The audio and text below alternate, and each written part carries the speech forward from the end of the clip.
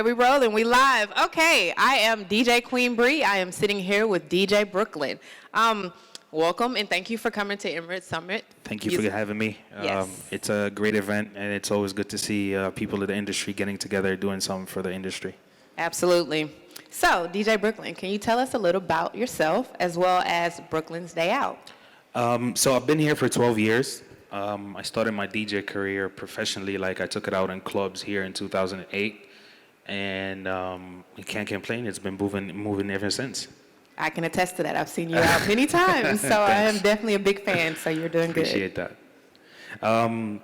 Brooklyn's Day Out basically is just a project that popped off out of nowhere, honestly. It was a conversation me and Suerte from The Recipe came about, and Will Smith had this video, him and Jazzy Jeff, about where you from or something. I can't remember the name of the video. And it's just Will Smith rapping and Jazzy Jeff, throwing beats on and stuff like that.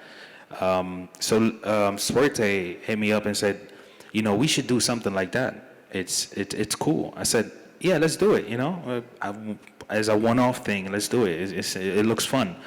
And then I took the idea and then I just kind of like developed it more. I thought about it in the sense that it always started with a DJ and an MC everywhere in the world, right? But I don't see DJs getting with artists here at all, like whether it's rappers or like the maximum you get is an artist hitting you up, sending you the tracks and tell you, hey, let me know what you think about it, and if you can spin it in your club or whatever, let me know what the crowd thinks and all of that. So I was like, you know what, maybe we should do something in terms of getting the artist affiliated with the DJ, and like I said, since it's always been about the DJ and the MC, whether you're my friend or not, let's build up, let's get together. The show basically starts with me going to pick up the artist and having a few talks about like how they came up and what they've been doing in the industry, and then eventually it's just a day out, like you would do with your friend. You would go out, you'd have a nice haircut to look good, you would go buy some clothes, and then at the end of the show we get together where I throw down beats and then they get to spit whatever they feel like it, and then it's a wrap, and that's the show basically. Amazing. So that's your snippet of how and what your show's all about. So I came up with the first episode a couple of months ago, and because of what's going on and so many distracting things happening right now, right. It's just been on hold for a minute, but I'm shooting the next one, the next episode next week.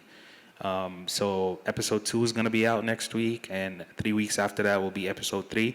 Hopefully, before Ramadan kicks in, I'll have in about five episodes in total, and then it'll be a wrap up of the season. And maybe after, when the new season kicks in, after Ramadan, I'm thinking of like throwing an event, getting all the artists that came on board with the show, fly in, like a OG DJ or something, and just have a nice event where it's just, a party. Sounds amazing. Hopefully I'm invited. I hope so. Okay, so how do you actually pick these artists that you want to be on your show?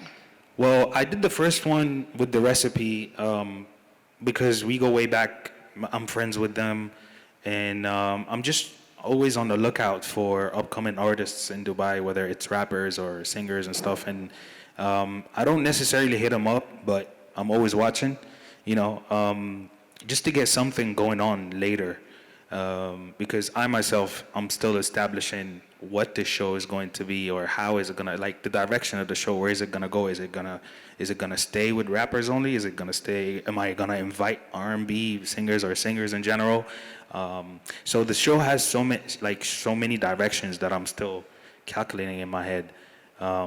But still, nothing is. It's just like I said. It was something that came up on the go. So I decided, Wow. You know what? Let's just do it. Yeah, don't limit yourself. Just keep it open. Exactly. That's amazing. So yeah. Anybody, anywhere from any places, or just local artists are you looking for? My Instagram is up there. It's DJ Brooklyn DXB. If you've got material and you wanna be part of this, I'm more than happy. Just send it through and I'll look into it, and we could get it happening. Whether you're upcoming, you've been here for a while, and you feel like this is something that you might fit in, just bring it in. Let's go. Let's do it. So are you interested in like collaborating with any brands, or are you just trying to keep it to music and No, artists? I'm already collaborating with brands, but Okay. like I said, because this show, I took the decision to do it so fast, so nothing is really built, like the foundation is still all over.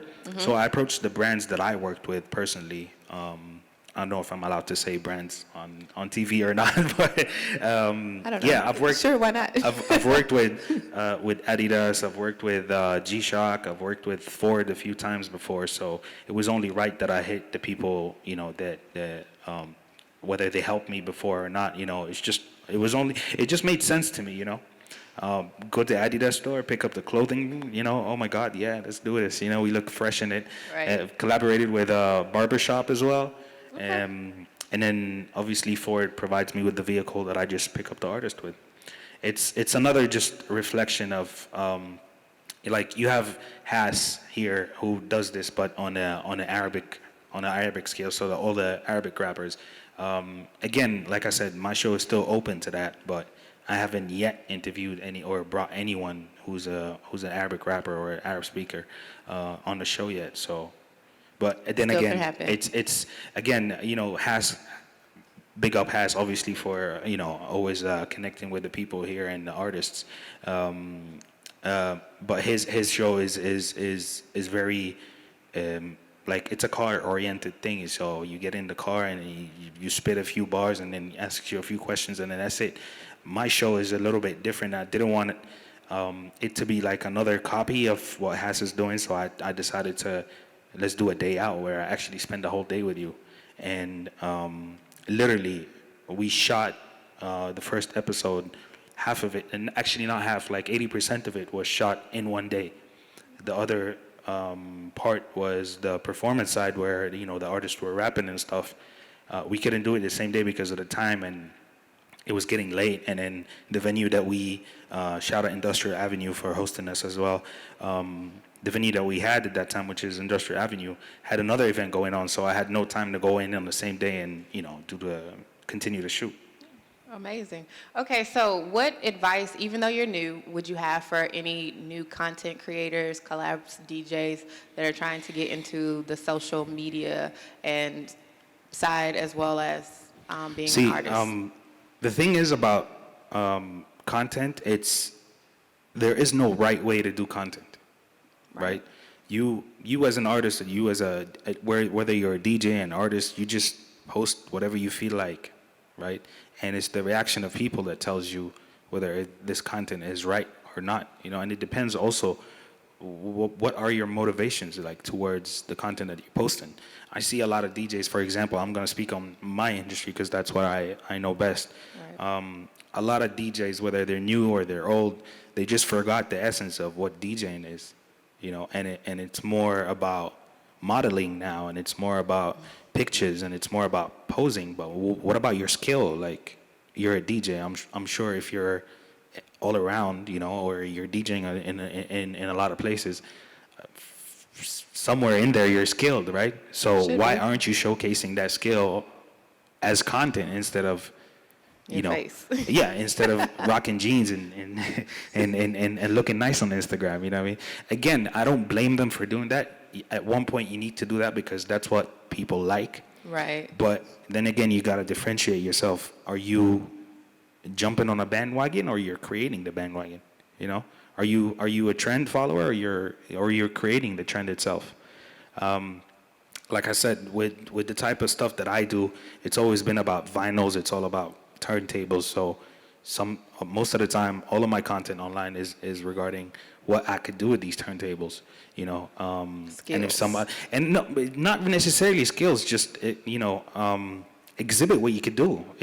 To you it might be skills. To another DJ that is better than me, it's just another person knowing how to do this trick. You know, it's irrelevant what you call it, but showcase what you could do. You know, yeah. That's pure content, and that's what people like to engage with. Not your picture behind, Burj Khalifa with a Lamborghini that is not yours. Very true, very true. So your audience on your from social media, YouTube page, who are they? How do you get them? What advice do you have? I, like I said, this social media thing to me is just another facility to get out there.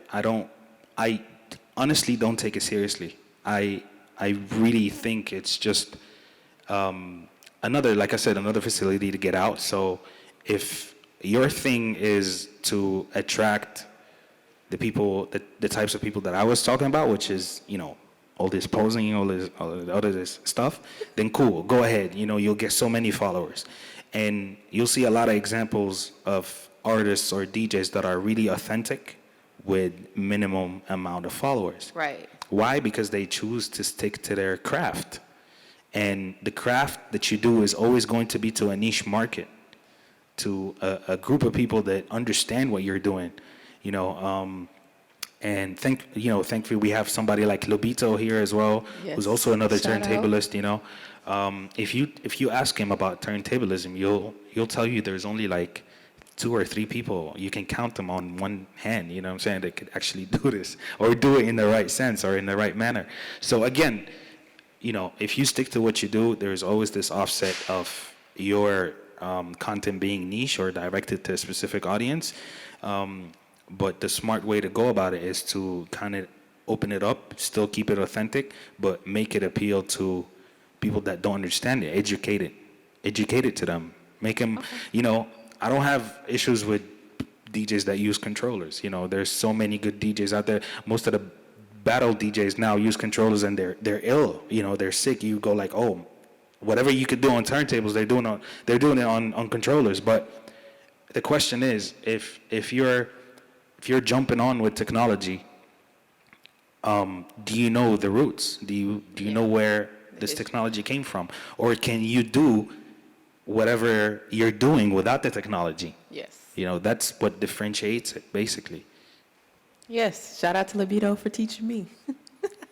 Yes. Okay. So well spoken. Thank you so much for giving your information on your page, what it's about, and all of the things in between. Do you have anything else you would like to share? I'm okay. Shout out your page one more time to those true music people who So want to. it's DJ Brooklyn DXB on Instagram, and everywhere else on other social media platforms it's the same.